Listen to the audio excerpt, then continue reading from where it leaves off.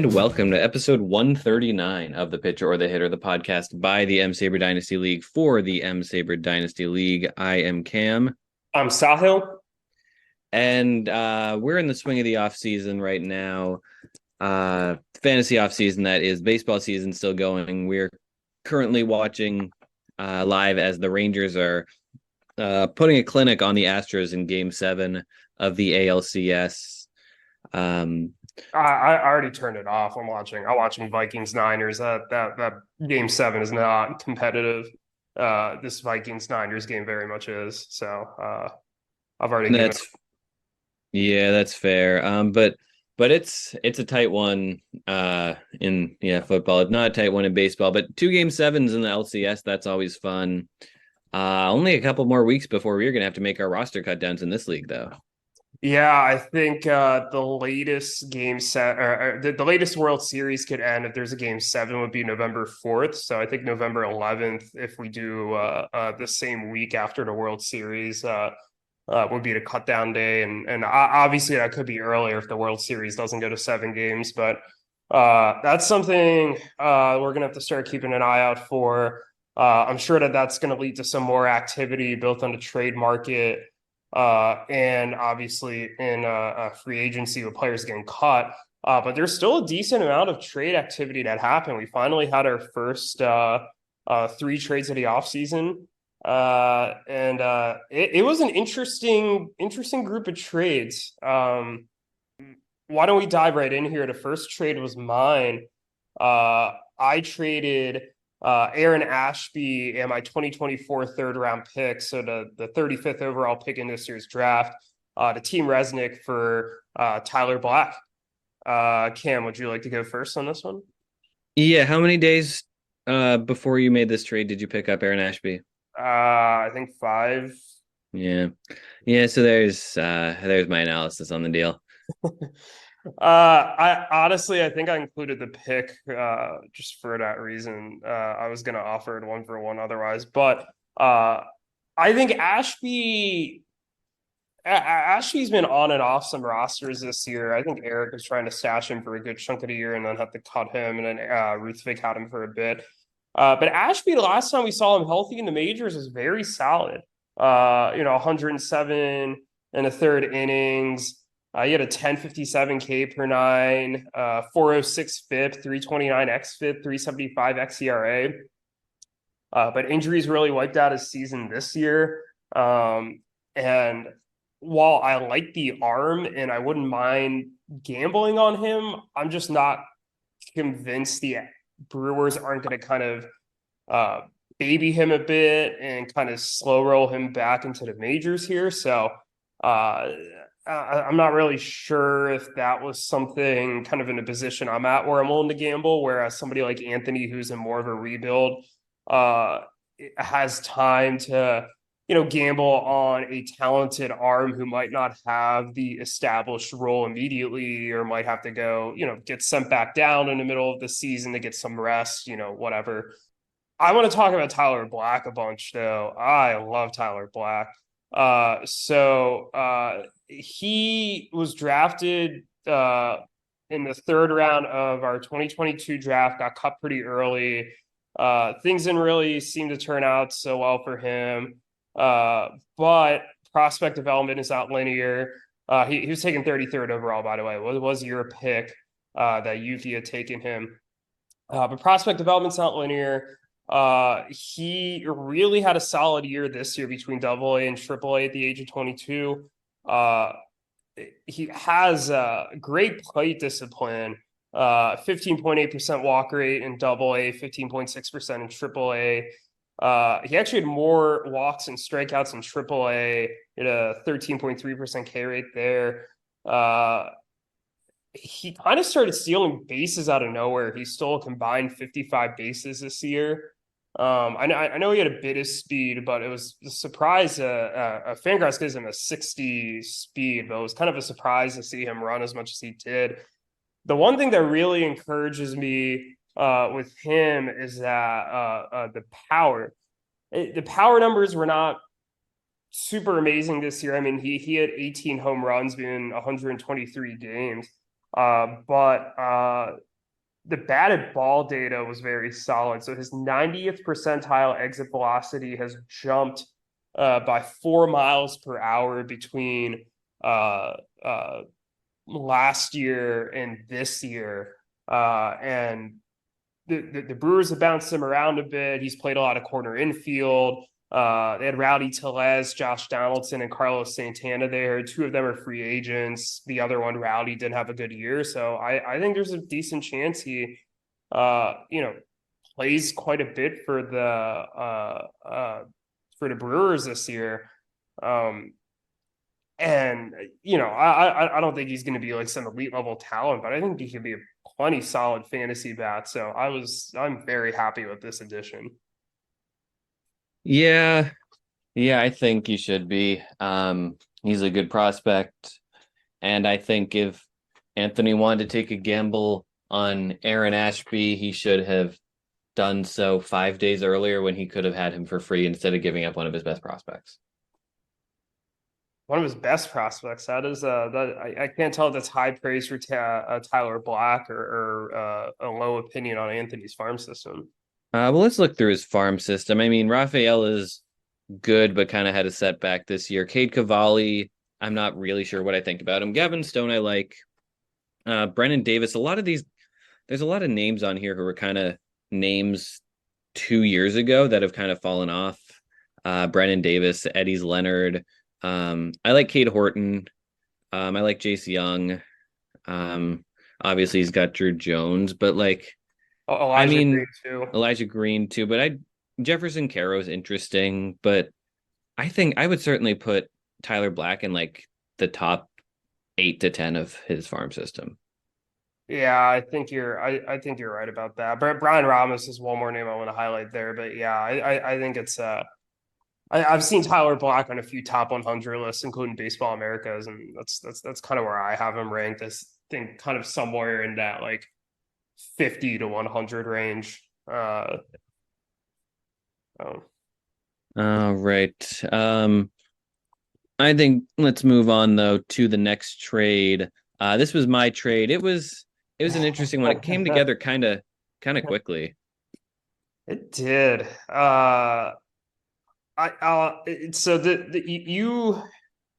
This is an interesting one, and I'm going to let you explain your logic first, but I'll read off the trade for the listeners.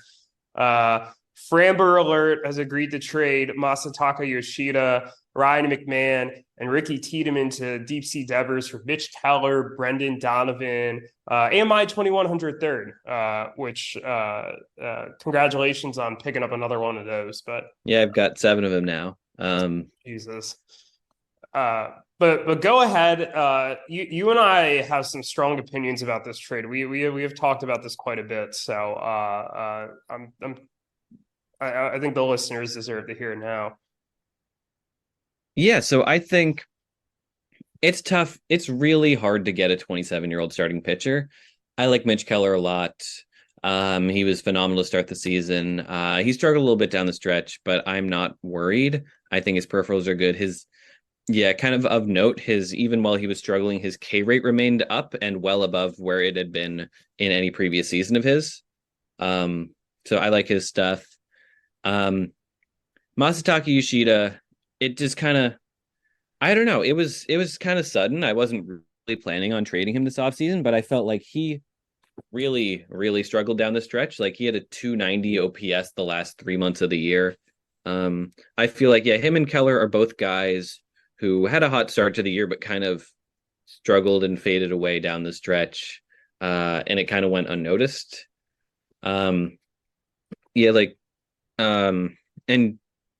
Yoshida in particular, like, I don't know, he's a few years older. He's 30. He'll be 31 the middle of next season. I just kind of find it less likely that he's going to bounce back. And even if he does, he's kind of redundant in my lineup already. I think he's just a worse Brandon Nimmo. As much as I like him, as much as I'm rooting for him, I think I don't really have the need for him like I do for a Mitch Keller. Whereas my entire rotation is just ancient, especially with McClanahan out. I am just a bunch of old guys. And I guess Connor Phillips will be in my rotation by early to mid next year at the major league level if I still have him. And perhaps Mizorowski will be up too. But my rotation is ancient. It is impossible to acquire a 27-year-old starting pitcher, and I feel like I paid market rate for him. As much as I like Tiedemann, I think he was kind of expendable on my team, and I also just feel like it's impossible to, um, with my team with having a good farm system, it's impossible to convince a team to trade for anyone besides your top four guys. And Tiedemann's like maybe sixth in my mind in my farm. And it's just tough. You're never going to get fair value, and you kind of have to overpay a bit by virtue of having one of the top couple farm systems, and by virtue of trying to trade for a young starting pitcher. It's a hard thing to do, and I think Ryan McMahon's expendable, and I'm trying to kind of nail down some tighten up my bats, maybe get some better ones. And I think, Brendan Donovan was a throw-in, but I like him. I think he's versatile, and he gets the good on base percentage. I had him most of this past season. Unfortunately, he got hurt, and I had to cut him during my playoff run, even though I very much wanted to keep him on my roster. I couldn't do it, so I'm happy to have him back.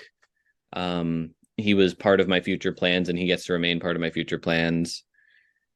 So yeah, that's kind of my thoughts on the deal. The two main pieces are guys who had hot starts, struggled down the stretch, but I think Mitch Keller is more likely to keep it up, and kind of more likely to show hit or not keep it up, do the opposite of that, more likely to go back to his first half self in a position of need, trading from a position of strength.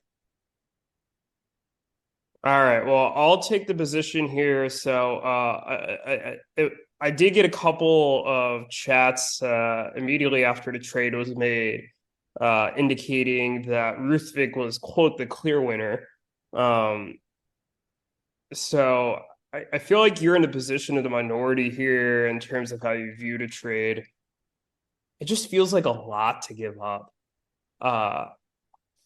I personally don't think I think Mitch Keller is a fine pitcher. Don't get me wrong. I mean, he had a 4.21 ERA.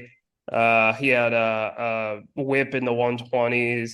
Like I get like a pretty solid K rate, right? He had a 200 strikeout season, right? I mean, it's a solid starting pitcher at the age of he'll be 28 next year. But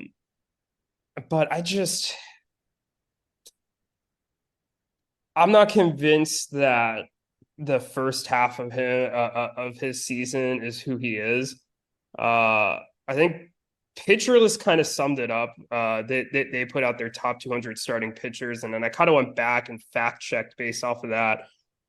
So they were like fantastic first half, where he had magnificent command in some games, but he often got through at bats of pitches over the plate that batters oddly couldn't barrel. And then the second half hit, and he fell back down to earth. And I agree with you that like he was able to maintain the strikeout and walk rate, so that's a positive. But I actually sent you a chain of numbers earlier, Cam, and I was like, I'm excited to talk about these numbers on the show because I think it's interesting. This is his hard hit rates, hard hit percentages against him per month. 24, 29.2, 26.1. That's April, May, June. That's fantastic, right? That number the last 3 months, it jumps up to 37 in July. It's 35.3 in April or August. And then in September and October, it's 35.2%. So maybe there's just a pitch adjustment he needs to make or something where, he can, avoid some of those hard hit balls, but and he's probably not as bad as he was the second half of the year. I think he had close to he had above a 5.5 ERA, but I think he's more somewhere in the middle, kind of where he settled this year, where he's more like a 4 ERA guy with a 120 some whip. And I get with the innings and the strikeout numbers, right? That makes for a solid starting pitcher. Do I think it's anywhere particularly close to a fantasy ace? No. And then when I look at the return that you gave up, it feels like a return, uh, uh, assuming that Mitch Keller is just going to be first half Mitch Keller, rather than baking in some of the concerns, and some of the downside that he showed in the second half. And while I think, or while I get that the price for young starting pitching is high in this league, it still feels like a lot. And like, I almost feel like you should have just, like, if you would have taken Yoshida or Tiedemann out of the deal, I could have been like, yeah, that's fair. Like, if it was Tiedemann and McMahon, I could have been like, you know what, like, he just likes Keller better than McMahon. Keller's actually proven it in the majors fine, and like McMahon's not really much of anything. I don't really care for McMahon. And if it was Yoshida and McMahon, I could be like, fine, he wants to consolidate some bats, he wants to get younger. But I feel like it feels like an overpay to me for somebody who has the upside, but I'm not convinced is gonna, completely get there.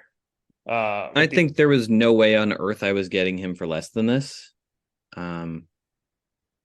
Well, I definitely negotiated a lot.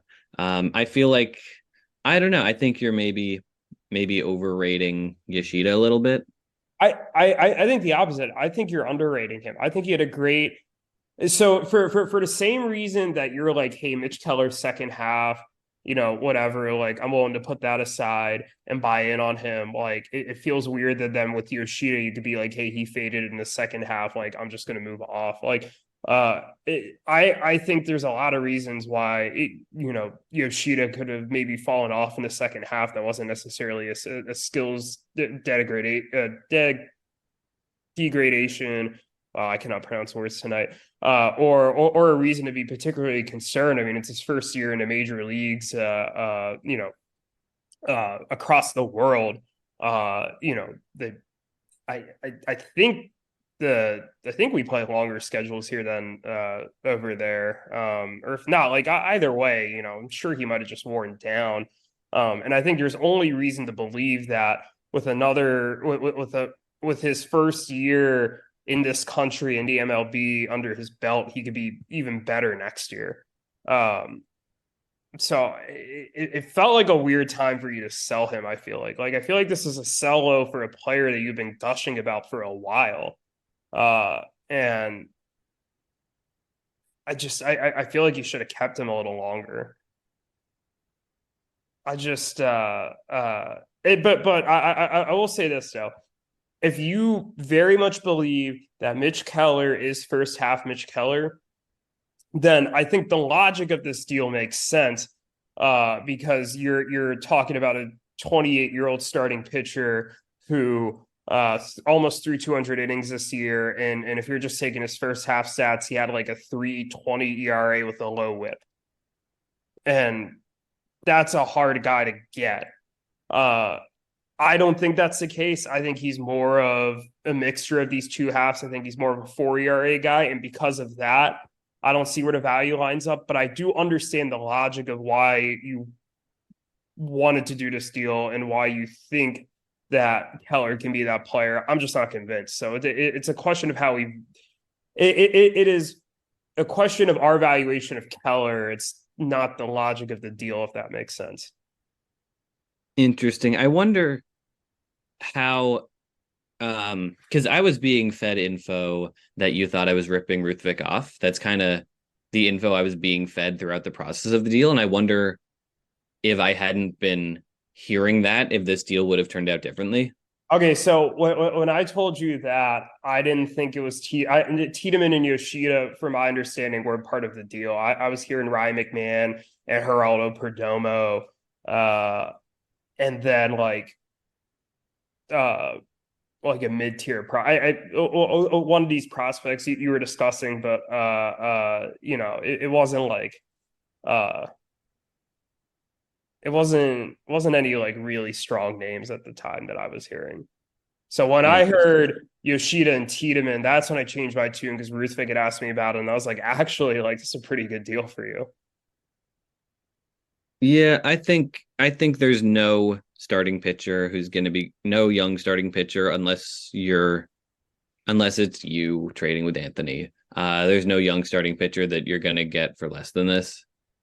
So, I don't know. Yeah, I made a gamble on a guy that I think is going to be in my rotation for the next few years, and I'm hoping that it pays off. Well, yeah, and I think the other thing too is sometimes you have to look at the context of other teams' rosters, right? You mentioned this from the get-go. You have a very old rotation. I think of healthy starters you have going into next year. I think I counted it out. Only one of those guys is under 30, and it's a 29-year-old Walker Buehler coming off of Tommy John surgery, right? So um, there is a need for you to get younger in the rotation, and if you believe that this is the answer to that, I have no issues with that. I mean, the reason why we're able to make so many trades is because we have different player valuations. And in addition to the player valuation, I think you also kind of went here and looked at the need, and you established a player to fit that need. So it makes sense Yeah. from that perspective. Well, we'll see how it plays out. I mean, I could be wrong. Like he could be first half Mitch Keller, and if he's first half Mitch Keller, you got to steal. Yeah, fair enough. Uh, But that was that deal. We've talked about this plenty. yeah. One more deal, and it's not yet in the sheet. Yeah, Uh, I have the details. you got it. Yeah, Zane traded, or I just remembered off the top of my head. Zane traded Willie Adames and Ruthvik's 2020, his second round pick this year, so 21st overall to 24. Yes, 21st. yeah, Yes. to Anthony for Xander Bogaerts. So Xander Bogaerts now becomes the latest player who was drafted in the inaugural draft and had stayed on the same team up until now. He is the latest to leave his inaugural team's roster. Inaugural Yeah. team's roster. Yeah, another yellow square is gone. Yeah, another yellow square is gone. But let's talk about the trade aspect of it first. This was one of the more interesting trades we've seen in a while, and it's kind of I feel like rare when you see kind of like a same position for same position trade. I mean, I get there's a pick in here, but like kind of that like almost essentially one for one gamble like that. Yeah, so there's been a lot of negative buzz around Bogaerts the past couple weeks around the Padres slump in the year, but he had a fantastic September.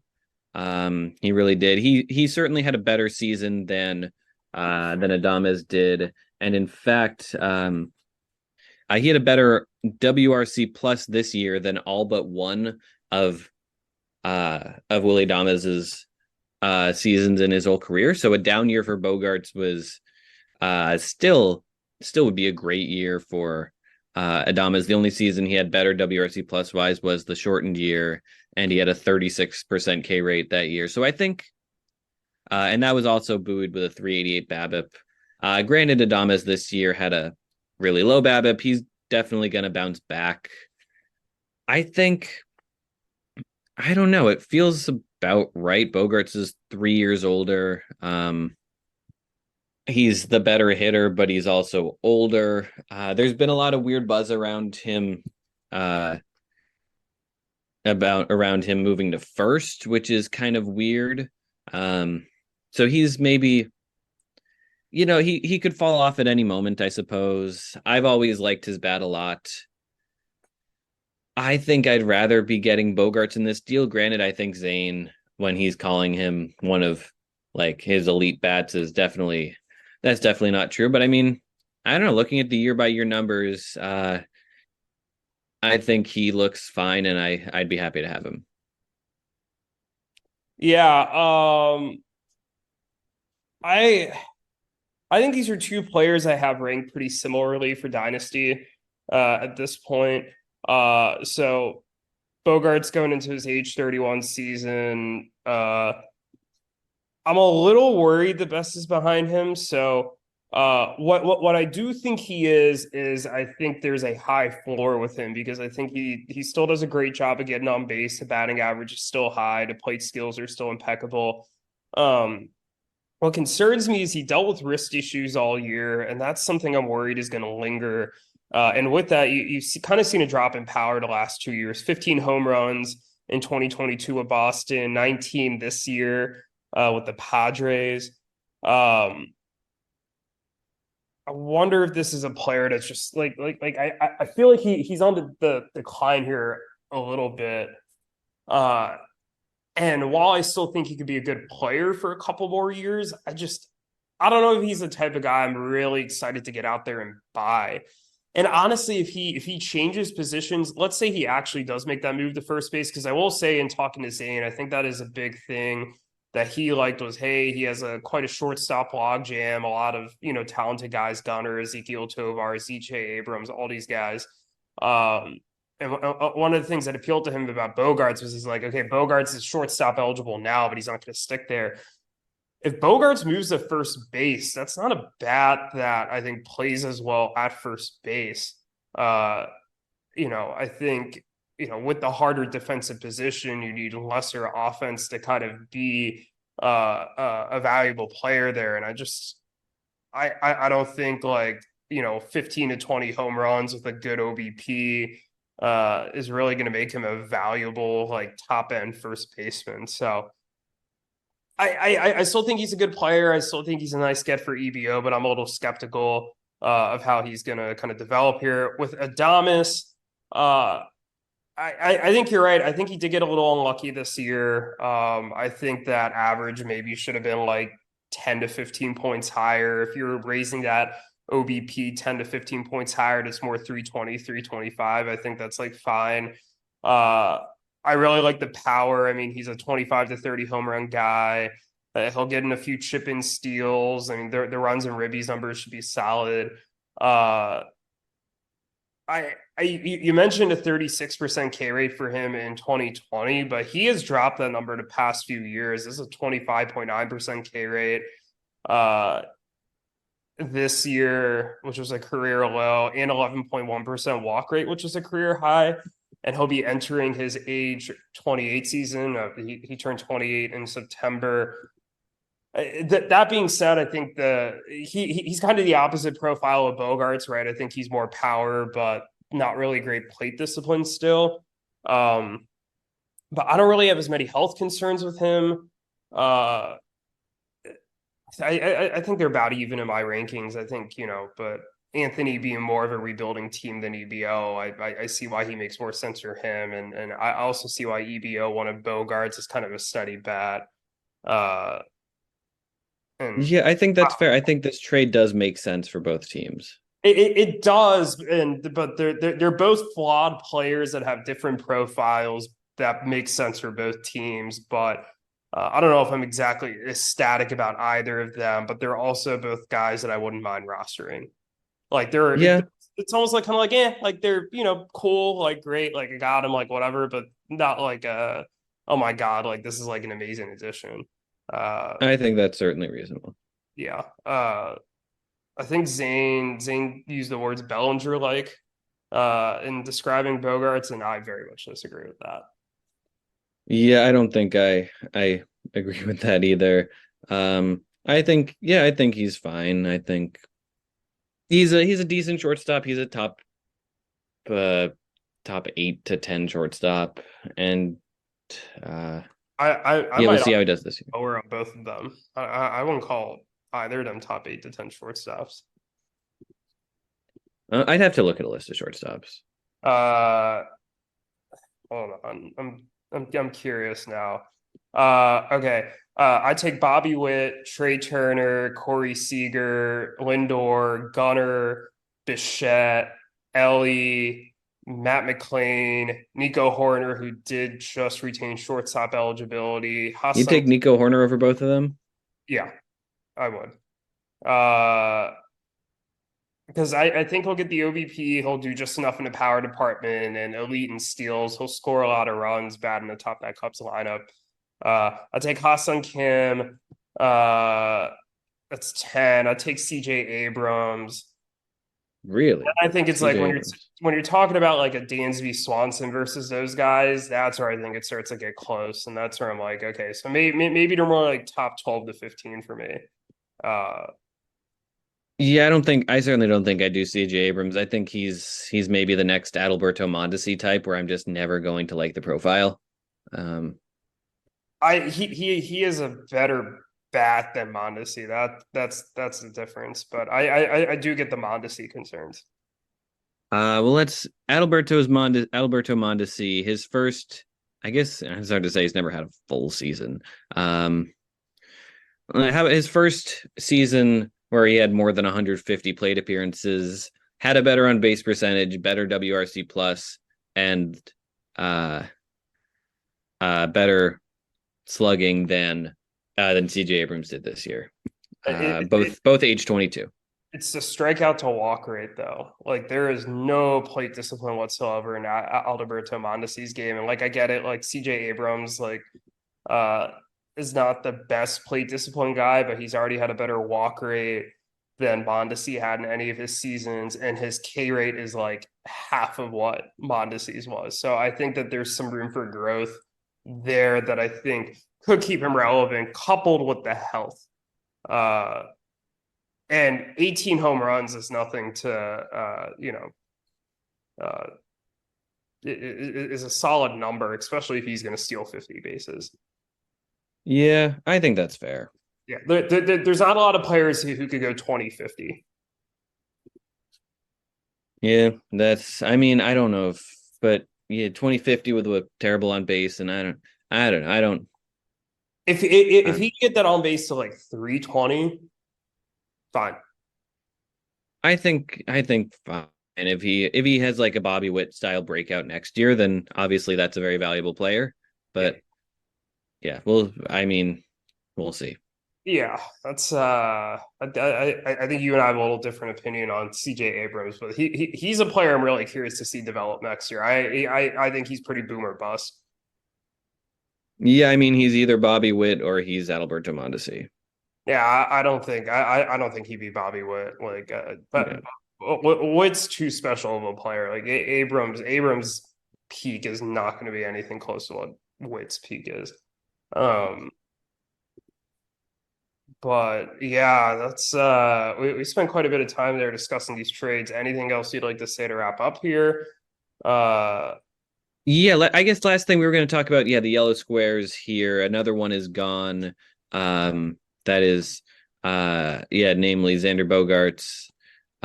Where he is the 16th. There are now 15 yellow squares left. Bogaerts was the 16th to go. You had him as the 13th one left. I had him as the 8th one left. So I really thought he would stick around longer. But on our combined list, he was 13th. So yeah, there are still quite a few guys. We thought Helio Ramos and Matt Manning would be gone by now. They certainly are not. But yeah, Bogaerts is gone sooner than expected. Yeah, I guess we haven't revisited this list since we made it in the off season, but Ian Anderson, we both had going pretty early, not the earliest where he ended up going at 21st. There were 21 yellow scores at the time we did this last year. Jay Groom, we both had 20th. He ended up being a 20th, so that was nice on us. Alex Bregman was a 19th player with that surprise Bregman Horner trade earlier in the year. You thought he was going to be the 5th to last yellow square. I thought 11th, so he was our combined 6th. So we missed there. We also missed an Arenado who was traded shortly thereafter. You had him 12th. I had him 7th, so combined 10th there. Yasmani Grandal, we both thought was going to be the first player off. Anthony, I think, kind of caught him in the middle of the year without much fanfare, but I think he's stuck on his roster longer than both you and I thought. He was 17th, and now Bogaerts. So it's certainly interesting how that has developed. I'm curious to see if any other yellow squares go this off season. And actually, I'm gonna ask you how many more do you think are gonna come off this off season? I think we probably see 2 or 3 go. Okay, I'll put you down for 2.5. Yeah, actually, we'll do it this way. Over under 2.5. I think it's a fair over under to set. Um, I think under Okay. probably. I'll say 2. Okay. I'll for the hell of it go with the over and say 3. Uh, but yeah, that is an interesting one. One more interesting stat on the yellow squares I'd like to bring up. There's 15. You and I almost combined to own half of the remaining ones. I have 4, you have 3. That's 7 of the 15. There are 2 other teams with 2. Yuki has Bryce Harper and Kenley Jansen, and Ruthvik has Rafael Devers, and for some reason, Helio Ramos. And then there are 3 teams with 1. EBO with Matt Manning, Connor with Yohan Moncada, and Anthony with Mike Trout. Oh, and then Jake with Bo Bichette. But that's it. So this list is really getting narrowed down really fast. It really is. That is a very fun fact about this. And speaking of fun facts, we have our next segment here. In honor of we are going into our 7th year in the league. We are looking back at the 7 craziest stats from this past season, from the 2023 season. Yeah, there were some really fun ones, and I'm excited to go through these. I know we had a lot of fun kind of digging these up. Uh, I was going to pull up some information for one of the stats here if you wanted to get started with our number 7. Yeah, let's do it. Number 7, and this one includes the number 7. At the end of the season, there were 7 third-rounders from this past draft that were still owned by their original team. But in all of the other drafts combined, there is only 1 other owned third-rounder, Alec Thomas. So kind of very interesting that, this year really teams are holding on to their 2023 third-rounders. Whereas they just kind of, particularly 2022, the draft was not that great. People were just kind of cutting guys immediately. But hey, the 2023 guys are sticking around, and I know this is another strong draft upcoming. People are, not really trading away recent draft picks anymore. Yeah, I mean, if you look at some of the names like Dalton Rushing, Ethan Salas are 2 very good catcher prospects. I think Jordan Beck's been pretty solid.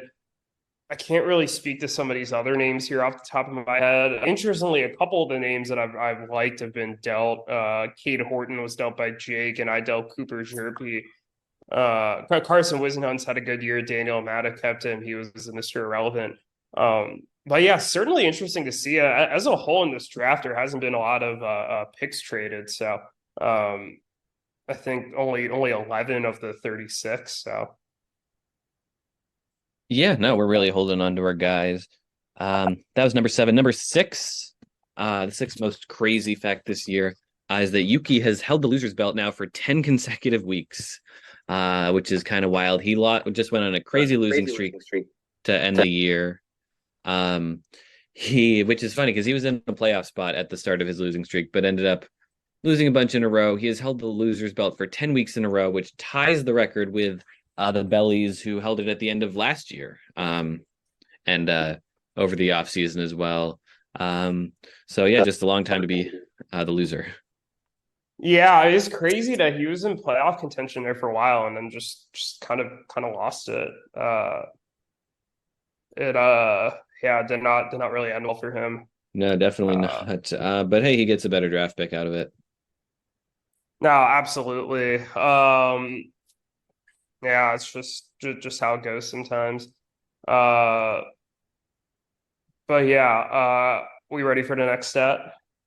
Yeah, the next wild, crazy, etc. stat, number 5.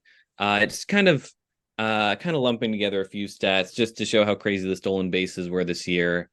7 teams set or tied their single week stolen base records. So 7 teams had their best stolen base week during a week this year. That's kind of crazy. We've been at this for 6 years. And in conjunction with that, the 5 highest And this is even crazier. The 5 highest single season stolen base years were all this season.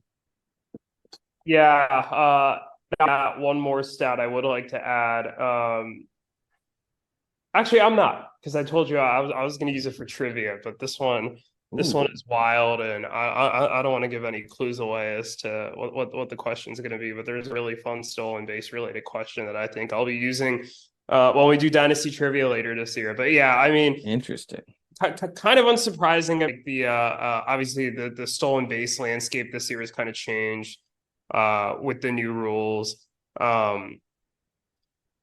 I'd also be curious to see. So like, 7 teams did set or tied or stolen base record, but I know there's at least 1 or 2 teams who set their stolen base record multiple times this year. So like they broke it once and then they broke that like new record again. But yeah, it was a really fun stolen base landscape this year. And I'm curious to see just as a whole, I mean, both in fantasy, but in the MLB as well, kind of how that trend holds over. Because it's interesting because I feel like in the playoffs we're not seeing as many stolen bases this year. So I don't know if that's the start of a trend or if that's just teams being a little less taking fewer risks in the playoffs.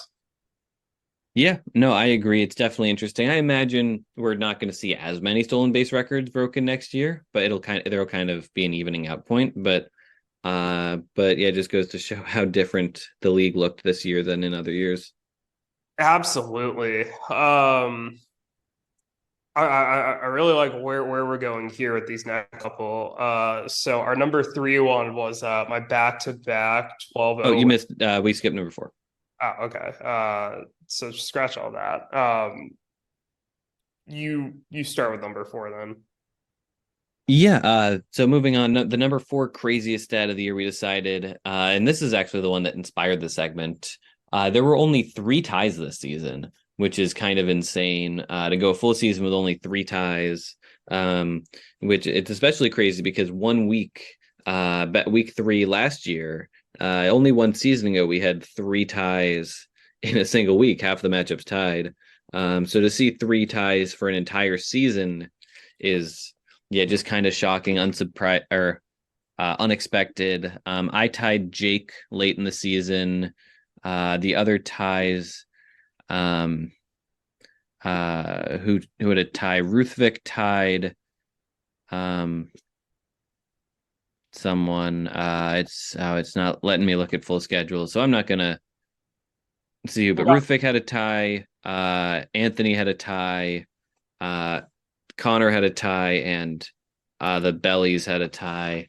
So those teams tied in some order this year, but it just kind of, yeah, the really not a big tie year.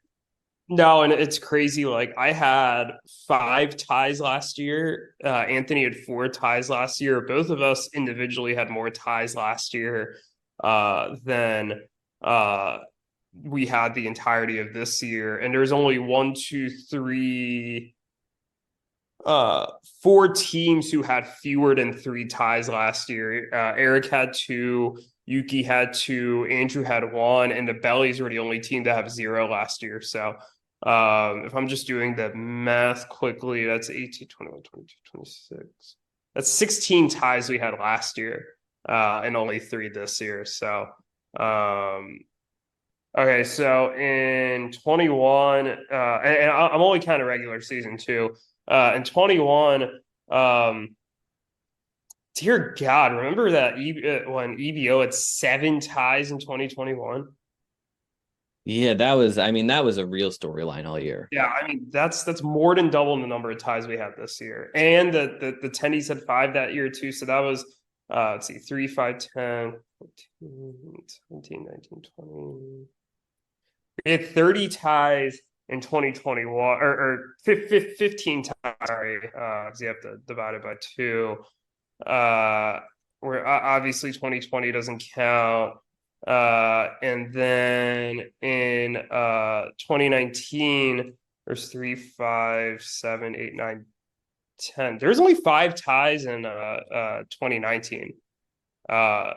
So obviously 3 is not a ton, but there's been another season in recent history with not a ton. And then there was 6 plus 9, 12, 13, 15. There was 9 ties in the inaugural season. Actually, one more stat I want to count while I'm here. Okay, so I have 7 ties in our 5 non-COVID seasons. And 5 of the 7 came in 2022. So between the other 4 years, I only have 2 ties. Wow, it's weird. Ties just kind of get bunched up weirdly, I guess. Yeah, I have no explanation for it. It's which absolutely means that next year I have like 20 ties, and like next year week 1 is going to be like 3 ties, or 4 ties. Like something bonkers is going to happen. No, I agree. Yeah, this definitely does not mean that fewer ties are coming next year. I do not believe this to be a trend. Not not at all.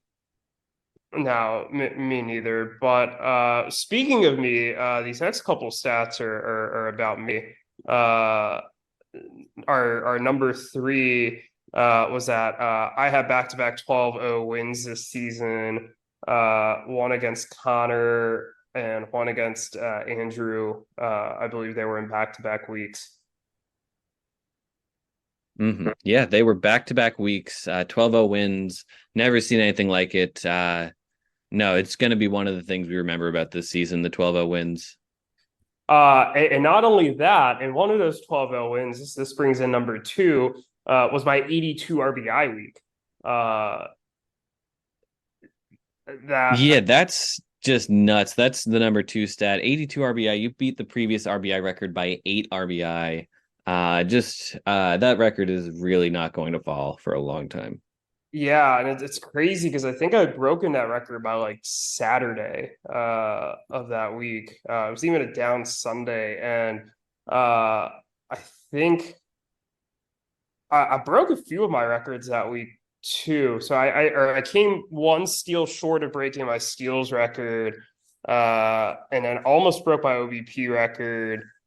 But on the last, I was supposed to beat about like 20 points, and then the last day, like my team kind of cratered. But then I also beat my runs record that week too. I had a very nice 69 runs there. So fantastic week. That's one of those I will remember fondly.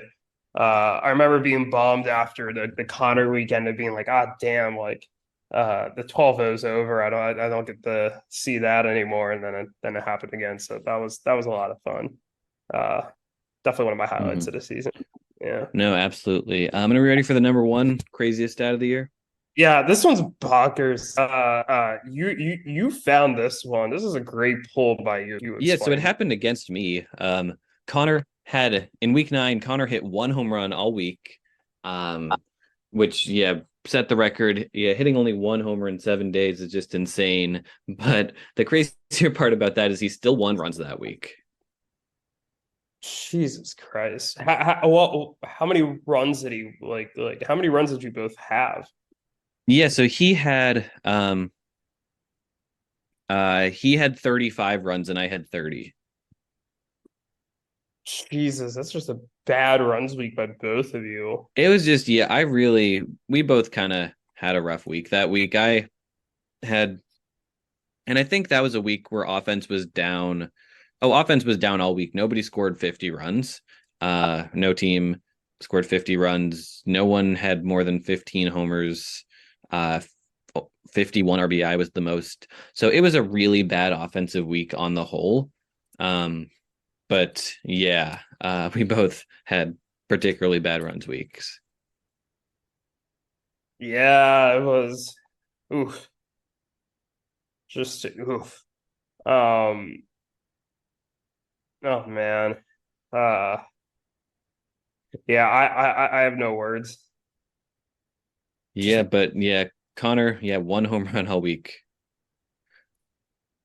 There were five teams that week with a sub 300 on base percentage. I mean, that was a bad offensive week league wide. Yeah, it's just that's the beauty of Dynasty baseball, right? It's that over the course of each week, each season, like crazy shit like this can happen, and there could be really high offensive weeks, like with me having 82 RBIs, and then there could be weeks where a team hits one home run. Yeah, and that's just how it is. And I mean, yeah, Connor has had, I mean, particularly during some of his better seasons, was very hit or miss on any given week. I feel like he'd have a week with a 6 ERA, and then he'd have a week with a 1.5 ERA, just like back to back. Yes, yeah, and I think yeah, that I think you started to see the transition this year for him into more of those bad weeks and good weeks. And I think that's kind of what took him off the playoff trajectory that he's been on the past couple of years. But yeah, I mean, uh, he was the one who had that week two with like the two sub one ERA and whips that like are never going to be broken, right? Yeah, no, that's those are never going to be broken. Those were both, yeah, the same week. That was him. Yeah, exactly. So that's like, I mean, those are the highest of the highs and lowest of the lows. There's your proof right there. Um, that has to be. I mean, I'm trying to think of. It feels impossible to be that has to be like the like the Cal Ripken like uh uh games like consecutive games played streak of this league We're never going to see another week like that. We've seen teams kind of after 2 or 3 days be kind of in the neighborhood and then see their ERA rise up to like 2 or 3. yeah, I mean that's the issue. It is one bad performance by somebody, and like bad performance could even mean like, hey, you post a quality start, but like 6 innings, 3 and it's a 4.50 ERA. Like that's not good for that's not helping the ERA or whip. No, it's not. But yeah, so that was Connor's week 9 of this past year. 1 home run, 20 RBIs, and yet he outscored my team in 1 runs. Yeah, just another crazy stat from a crazy season. What was the final score of that matchup? Do you I have beat that? him 7-5. Okay. So that was, I guess, the pitching that he must have had a good pitching week. Um, God damn, that's insane. Um, but oh boy. Well, that was a fun segment. And I know you and I had fun digging those stats up, and I can't wait to repeat this segment next year. Uh, if there's not anything else that you like to say here, we also came up with kind of an interesting concept in the middle of the year. We ultimately decided not to share that during the season so that we could gather some more results from it and kind of share it at the end of the season. But would you like to share that? Yeah, so this yeah, kind of one last thing here before we go is a lot of fun. We have put together Scorigami for this league. Um Keeping track, there have been just the different scores of final matchups.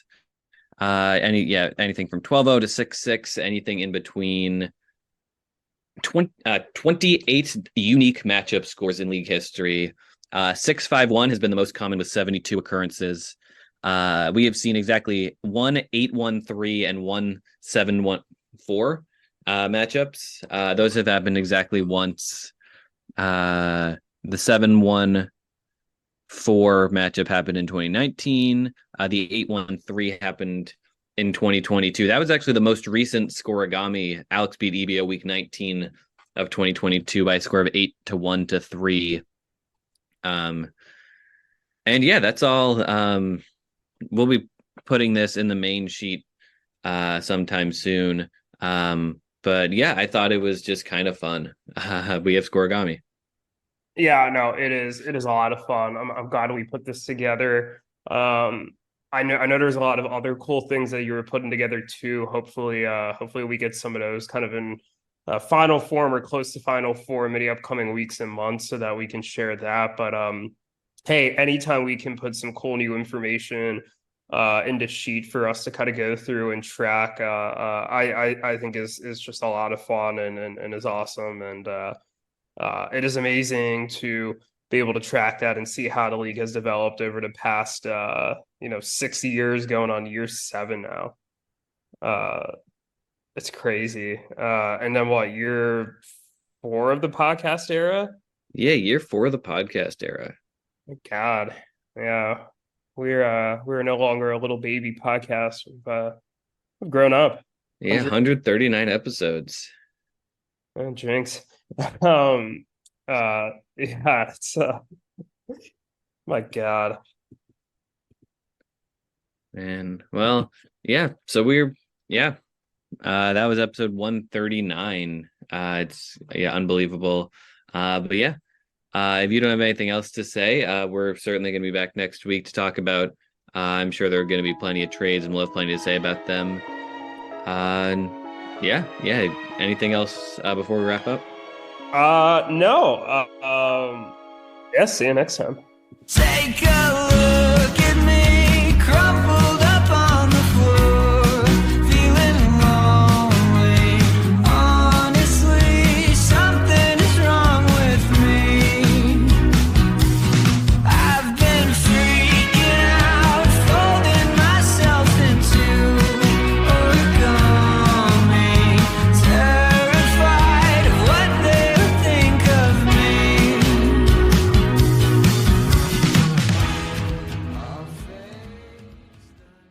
This podcast is good.